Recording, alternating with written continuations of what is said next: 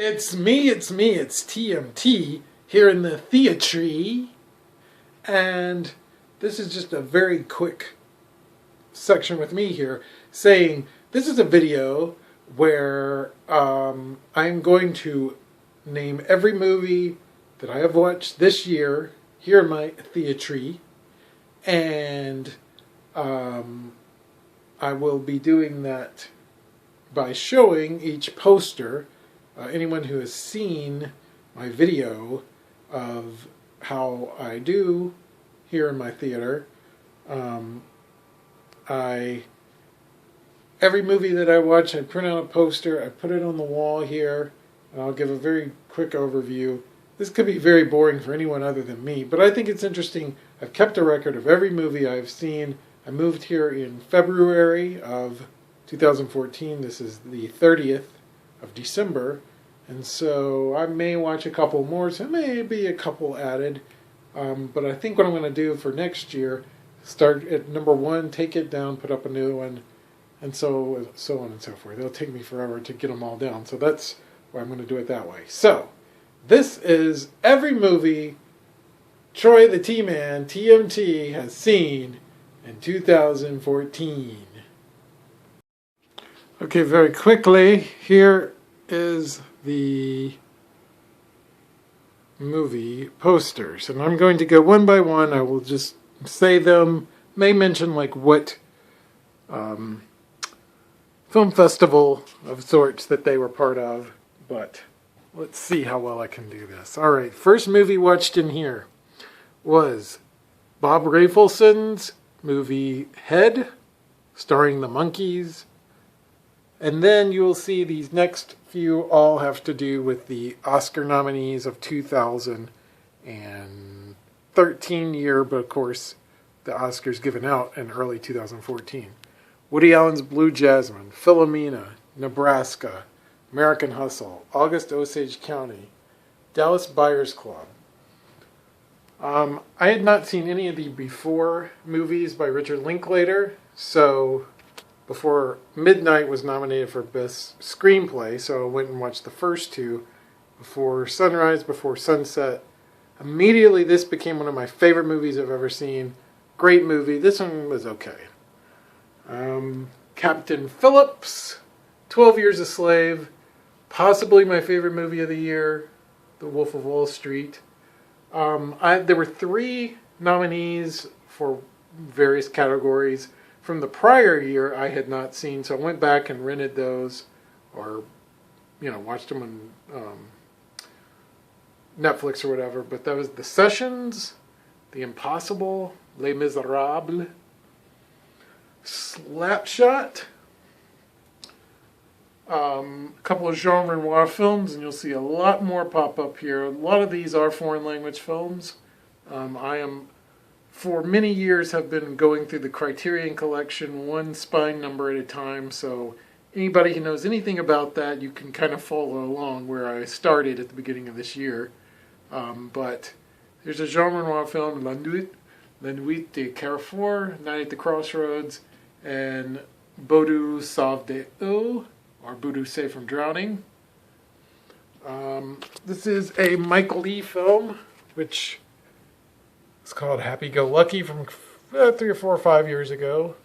The Great Gatsby, the first 3D movie that I watched in my theater here. Jurassic Park 3D. You can see the time when I finally got my 3D system all set up. Jackass Presents Bad Grandpa. Coen Brothers movie, actually one of my least favorite Coen Brothers movies. I didn't really like that movie very much. Inside Llewyn Davis. Jean-Pierre Melville, Les Samurai. The Up series is one of the most fascinating documentary series. I mean, I don't know how many documentary series there are, but every 7 years Michael Apted goes back, since these kids were 7 years old, films a documentary with them.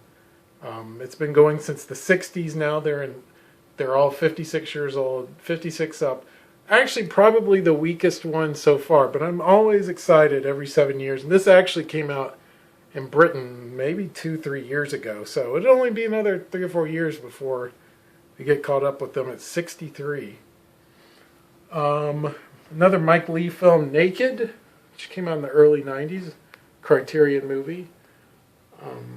This is a F.W. Murnau silent film, Faust. Of course, the Coen brothers, Fargo, which I watched this because I was anticipating getting into the TV show. I watched the first episode of the TV show and I never went back to watch it. I didn't dislike it. It was just, for whatever reason. But of course, one of the greatest American films ever made. This was my Monster Vision marathon. Anyone who remembers Monster Vision from back in the 90s on TNT, this was actually the first ever, in real life, I've done the research, in 1991, the first Monster Vision had these 5 movies, all sort of, they weren't all British made, but they were all, had something to do with the UK. This is a Hammer film, The Reptile, Gorgo, The Mummy Shroud, Day of the Triffids, and It. 3 films by Louis Malle. This is Murmur of the Heart, Le Comte Lucien, Au revoir les enfants. And I'm going to go back over here to, maybe the greatest film ever made, Orson Welles' Citizen Kane.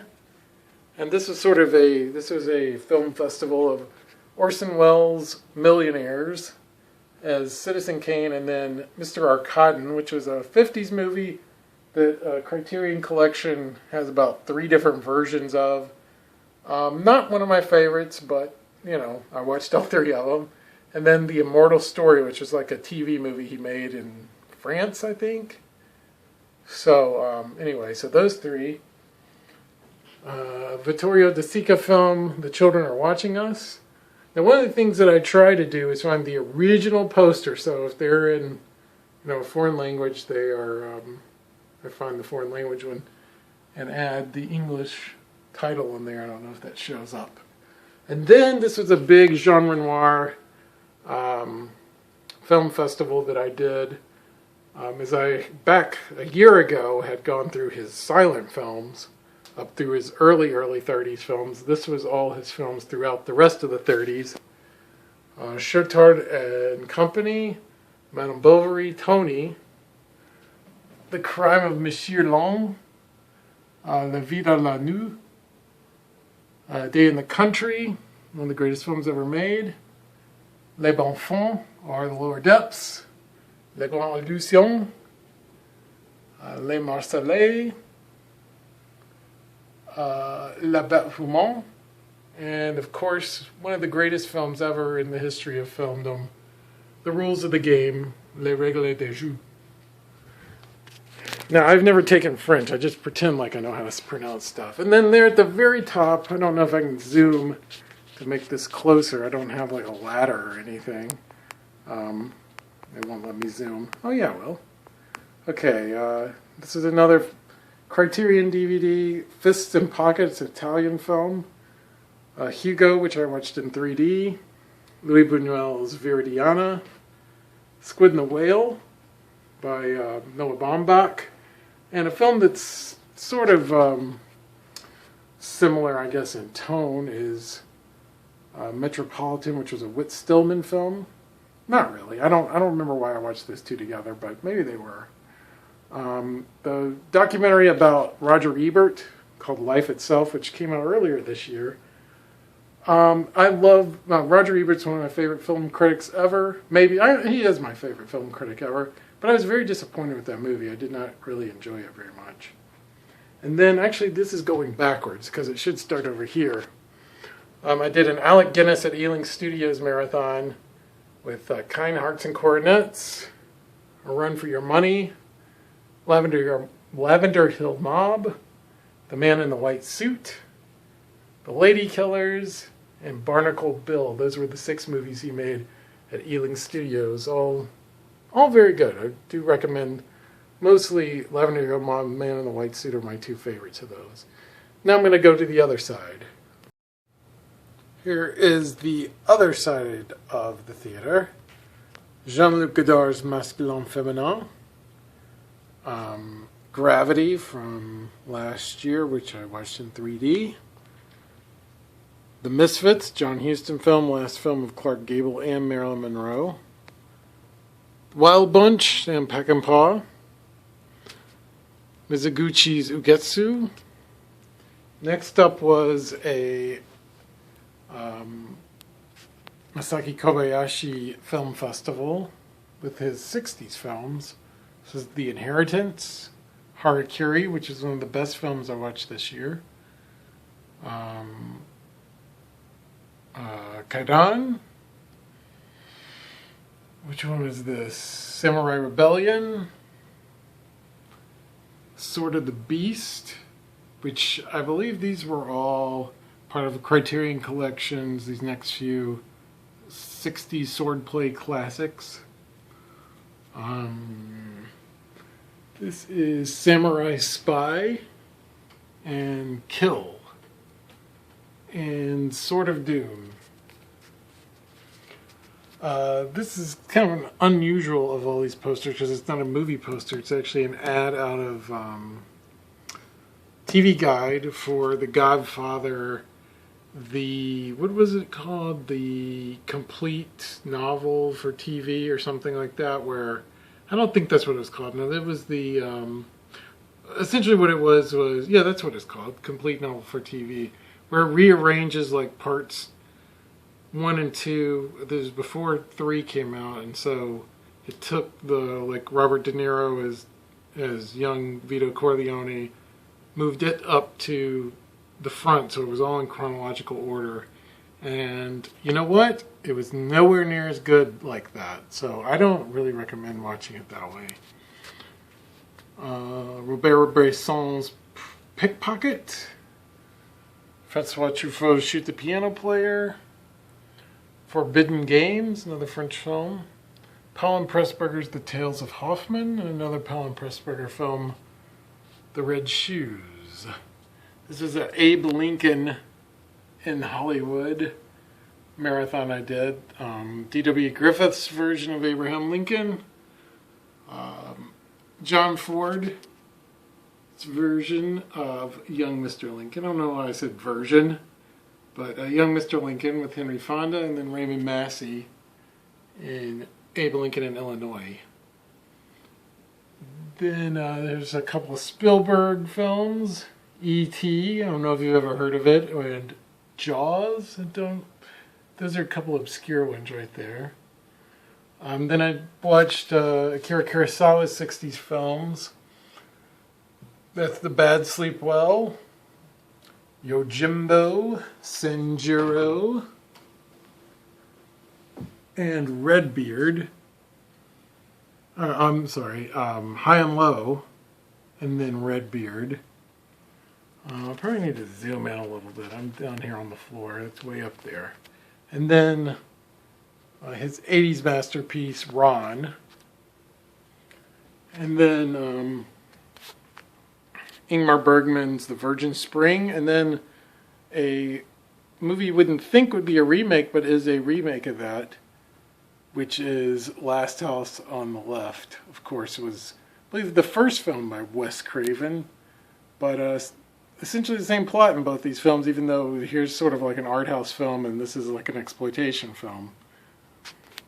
The Little Foxes, which is a William Wyler film from the 40s. Great documentary from the 70s, Harlan County, USA, by Barbara Koppel, and then which is about a miners' strike in Kentucky. And then in the 90s she made a film about another strike, I think.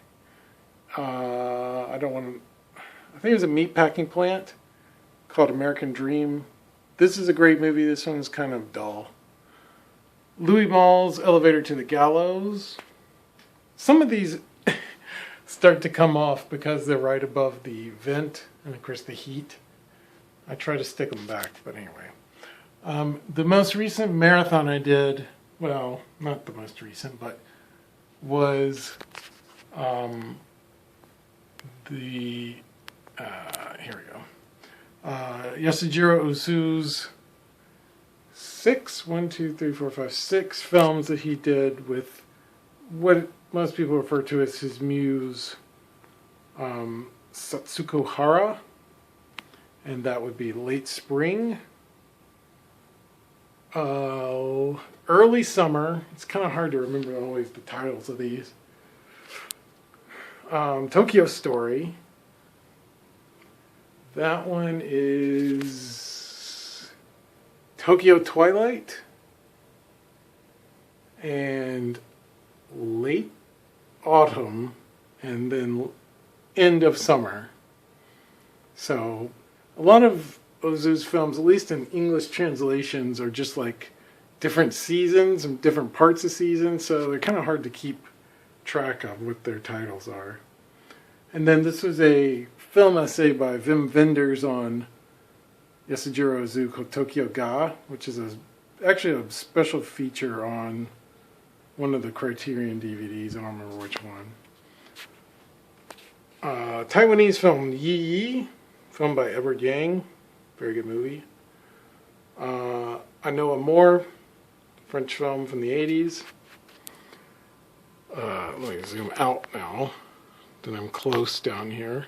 This is the stretch run. Godzilla that came out earlier this year, which I watched in 3D. I was actually kind of disappointed in this film. It's a really kind of strange film to be in the Criterion Collection. It's a very low budget film, basically a student film from the 60s that was sort of, anyway, but it's called Equinox.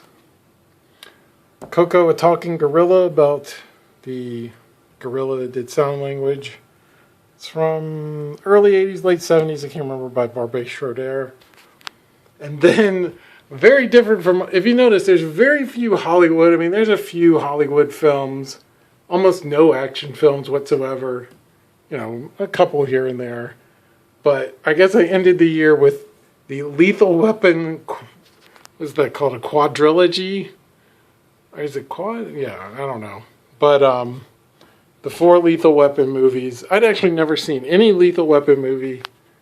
And I watched them, they're okay. Nothing too exciting. Not a big action movie guy, so. But anyway, and so that's it. Those are all the movies that I have watched.